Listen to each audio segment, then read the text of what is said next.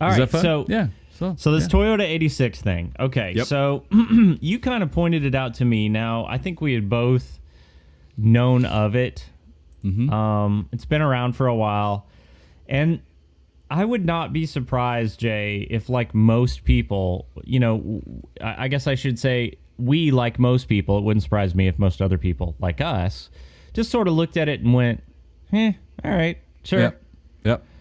But believe it or not, Toyota has a car that they've been selling for a while here in the United States.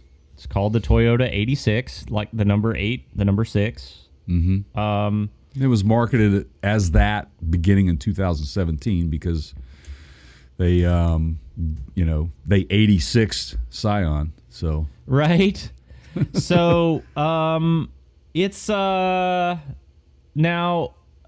I don't think I'm going to be too popular with if there's any 86 fans watching this. Just a little warning here in advance.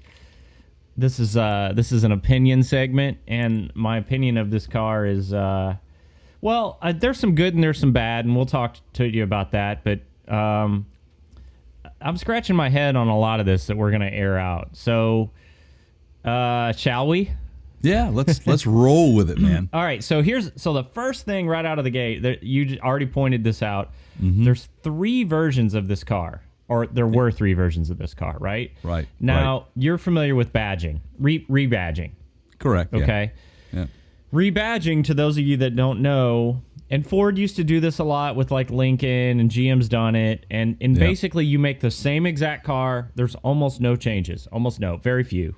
Right. And then you just take the like General Motors badge or the Ford badge off the front, and you put the Lincoln badge on it. That's it. And Ford used to do that with the Mercury Mariner, which was basically the Ford Explorer. And then it got to the point where technology caught up in the 90s to where you were basically able to offer the same package group in an Explorer for about the same price, because all that stuff, luxury, like seats and tech, it was less expensive than it used to be. Right. Power windows, now they all come with. So the rebadging thing, people kind of got wise to, and auto manufacturers went, all right, well, there's really no need, because it cost them more to make the car, right, and sell it under 2 different badges. Well, I will say this though, that when you got into the higher end rebadged versions, and I know this on this particular model, like a Tahoe versus an Escalade, which for those of you that don't know, that a Tahoe is the Chevrolet side, and then you've got the Cadillac Escalade. Yeah. Now, there is a substantial difference. Oh, my son, creature comforts. He will sit there in the driveway in our neighborhood and point to 2 or 3 of those that you mentioned, and he will tell you until you're tired of hearing it about all the differences. I've heard this now from 2 of you. yeah, there is. I mean, there is a substantial difference there. I mean, that's what you're paying for, is the additional. Even the Tahoe and the and not the Cadillac, but the Suburban, right? The Tahoe and the Suburban have. Aren't you going to correct me? You're just going to let me say Tahoe? I like that. I mean, well, that's like when I was doing, looking at some of the versions of this Toyota 86, and we'll get into some of the models they have. They have a special edition. It's what they call a Hakone. Yeah, the Hakone edition. They call it. Yeah, am I saying that right? The North American slang, the Hakone. Yeah, I was cracking up on that. So anyway. This thing is made in. First of all, it's made by Subaru and Subaru's plant, assembly plant. Okay, right. In Gunma? Yes. Which is in Japan. So it's made in Japan. So that's as far as I'm concerned, I think as far as Jay's concerned, in terms of where this thing is made, quality. If I'm buying a Toyota, I actually prefer the ones made in Japan, because they seem to be built a little better. So that's a positive. And understand one thing. Yes, it is a positive, and understand one thing too. Here's another positive, and you experienced this with being an FJ owner, that there's limited production on these things. Right. So it makes them, from a standpoint of value, they're worth some money. I mean, people will go out they want these things. In the sense that a Ford Escort from the late 70s is worth some money. Let's just dive into this a little bit. So we're rebadging this thing, and this is not the first time in recent days that Toyota has kind of rebadged. Technically, the Supra is not rebadged; it's a joint project with BMW, but Toyota really didn't make. I know. I'm just going to make people okay, but Toyota really did not make that on their own. No, they didn't. Obviously, the engine is a Boxer. Yeah. Engine from Subaru, and that's really what the rest of it though is pretty much Toyota engineering as far as the suspension and all that sort of stuff. But there was a difference over the years of the suspension and how it handled, whereas the Toyota version of this thing was a little squirrely on the rear end. Yeah. And the Subaru itself was a lot tighter. It handled very well. And I got to tell you, like, my preference as I look at the two, like, I just don't like the way the 86 looks. I would much rather have the BRZ. Go ahead. I was just going to say, well, do you know which version of that is heavily loved in Europe? Is actually the BRZ. Yeah. Well, Germany loves the BRZ. How does a car company, Jay, that for a good while had the best-selling car, if you're in the Midwest, in the United States, in America, best-selling car, I'll stop. Okay, you call it's an operative term there, right? Yep. How do they just completely lose focus on the car aspect? That's an interesting question. I don't know, like Toyota's man. just basically a truck company now. Trucks Pretty and SUVs. much. Well, the odd thing, and we were talking about this before we came on. Let's go back several months where we were in Las Vegas for the SEMA show. What I find interesting is that they were more at that particular show, just pushing, just super, nothing but Supra. Yeah, that's it. I think I know why. Anything about this Toyota 86 and what was going on? Now, from what I understood, they were actually planning on killing this thing. Yeah, in 2019, right? And then they said, "Nah, we're gonna re-up for another year." And this actually is going to be the final version. There's a new generation coming out in 2021. So there's a lot more R&D and production expense, I think, in the Supra. Oh, yeah. This is basically made by somebody else, like we've already established, and just rebadged, right? I mean, yeah. They got the Boxer engine. We'll get into that in a second, but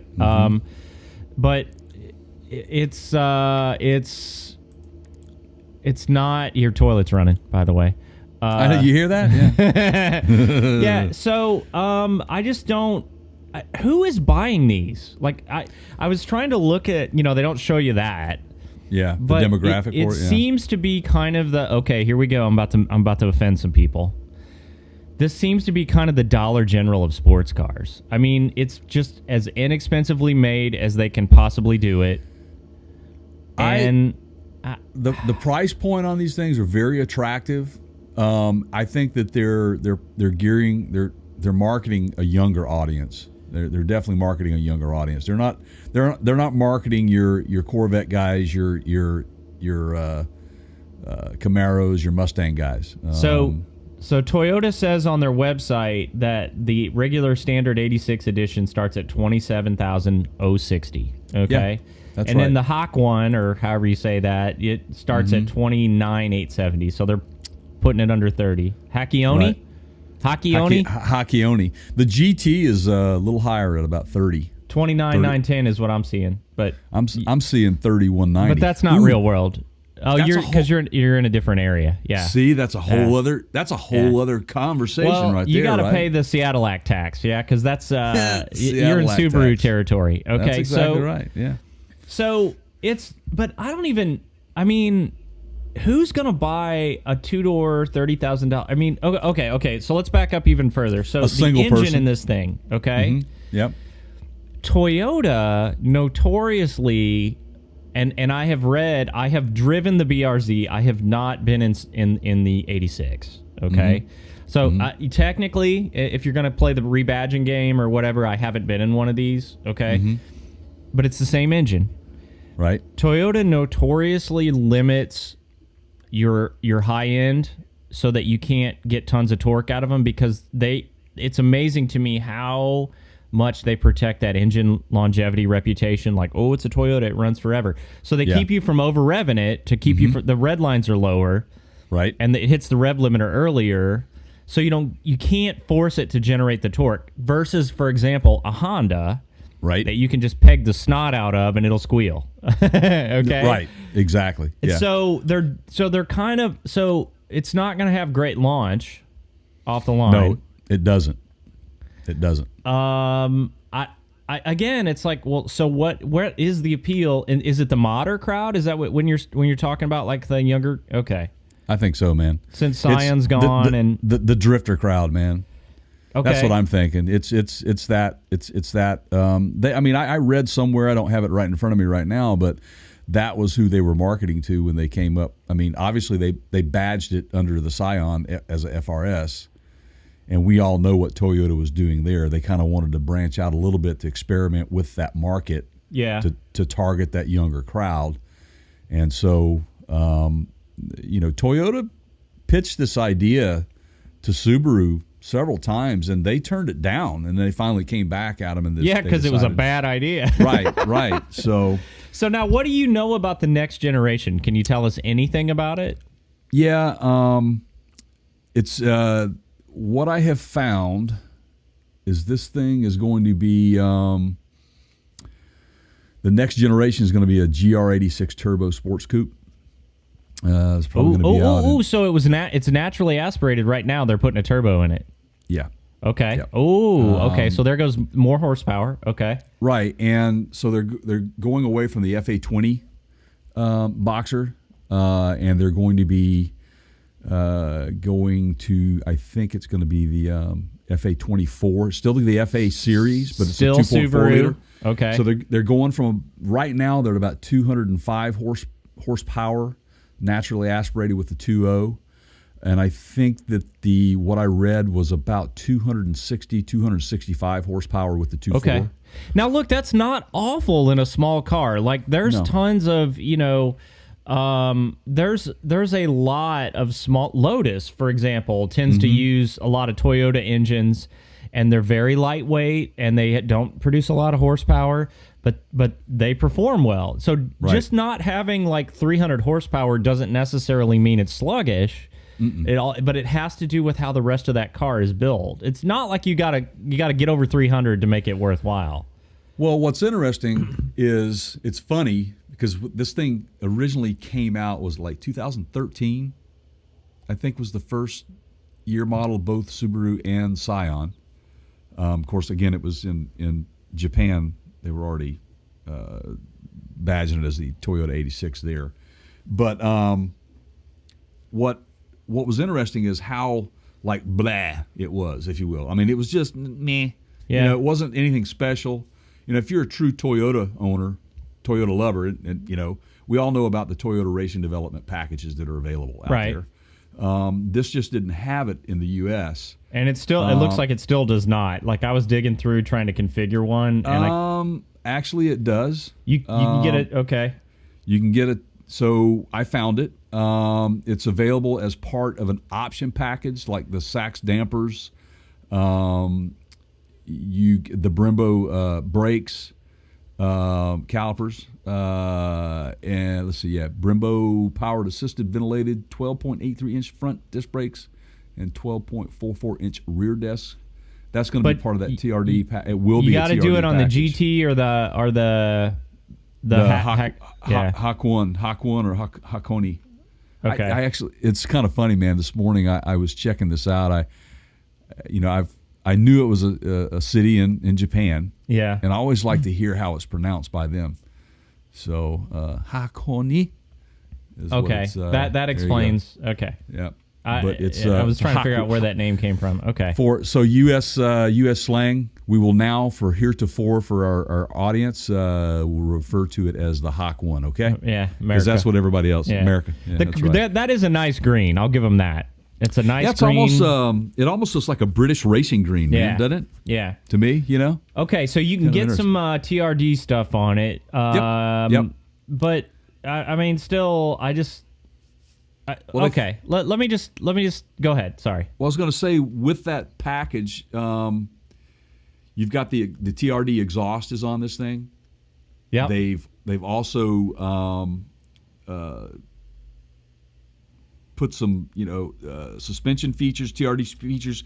This thing was real squirrely in the Toyota, but it was real tight going in from a steering configuration standpoint with the BRZ. So they weren't quite on the same page.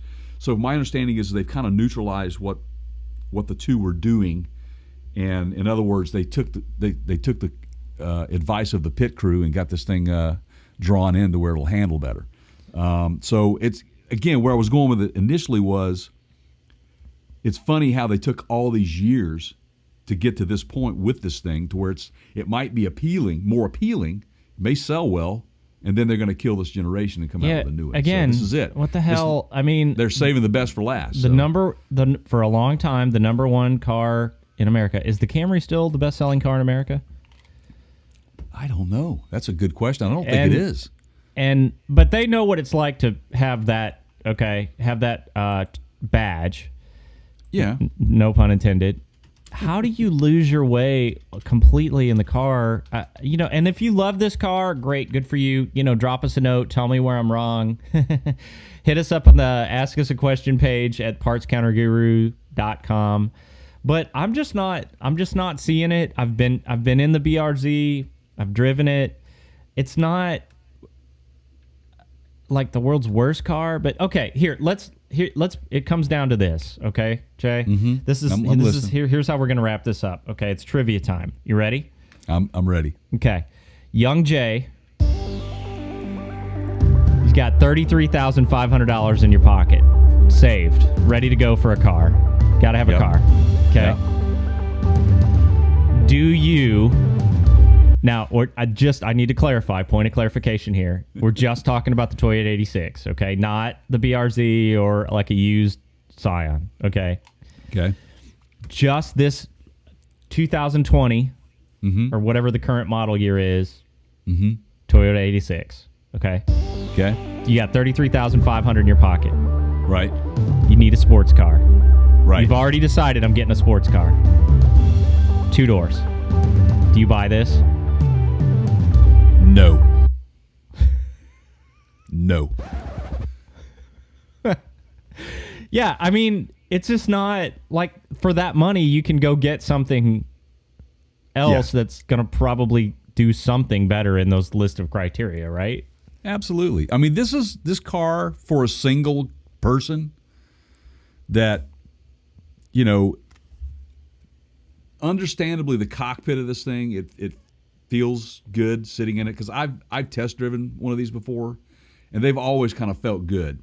Yeah, like it's like you're in the cockpit of a race car, but handling wise and just the lag off the line is just horrible. It just didn't perform well for me, man, when I test drove the thing. And I mean, you don't want to. I looked at this when I was going to buy another car. You don't want to pull up to a stoplight and lose to pickup trucks and minivans. I mean, that's just not. But anyway, if you just want to go right to the Facebook page, it's facebook.com/partscountergurus. If you want to check us out on Instagram, that would be instagram.com/thepartscountergurus. Don't forget to like us, follow us, share, tell a friend. You can check us out on Twitter. We're now on Twitter. That's twitter.com. And we are The Counter Show, at The Counter Show. And that's actually a fun. I hadn't gotten into Twitter too much. It's interesting. There's some feuding be going on over there, man. I like it more so. It's my favorite social media platform. That's why you do all the other stuff, and I'm like, if I do anything, it's Twitter. Well, you may have won me over on the Twitter thing. I may have to get my own little Twitter handle. And yes, I'm a little far behind. That's fine as long as you follow. As long as you follow at The Counter Show. Oh, on Twitter. Trust me, man. Okay. Hey, you guys are my favorite, man. And what about sorry. Oh, Please continue. What about, YouTubeage. If you guys like YouTubeage, you can check us out over on YouTube.com. You can just click through our website to get there too. But we are Parts Counter Gurus over there on YouTube. So check us out. Check out our videos. Make sure that you subscribe. Please subscribe. Go ahead, Keith. You want to say something? We got to get that. That's an inside joke. Sorry, we were having a meeting yesterday online, and we were trying to establish the appropriate etiquette for video. Okay, so I think you need to do a sound drop for us. Okay, like if it's my turn to talk. I get your attention. Yeah. So how about leaving us a comment for this video, guys? If you have a better idea of how to spend about 33 grand on a sports car, now it's got to be a sports car. It can't be like let's not go Kia Stinger. That's 4 doors. Let's not go the Porsche Cayenne. That's way too expensive. 33 grand, new car, not used, new car. This is a game I play with my son a lot. Okay, you got this much money. Here are the rules. What are you going to buy? Give us your choices. What are some better options? Or if you think this Toyota 86 or the BRZ is the way to go for that amount of money, tell us why. Leave us a comment. Let us know. I'm interested to hear what the internet thinks about this. Yeah, and what I would also like to know is go ahead and anybody that just share with us the information that you find out about it, about the new generation coming out. There you go. And the info is it's leaking out now. It's not a ton of information on it, other than we do know that it's going to be a upgraded engine for sure. We will post that on our social media.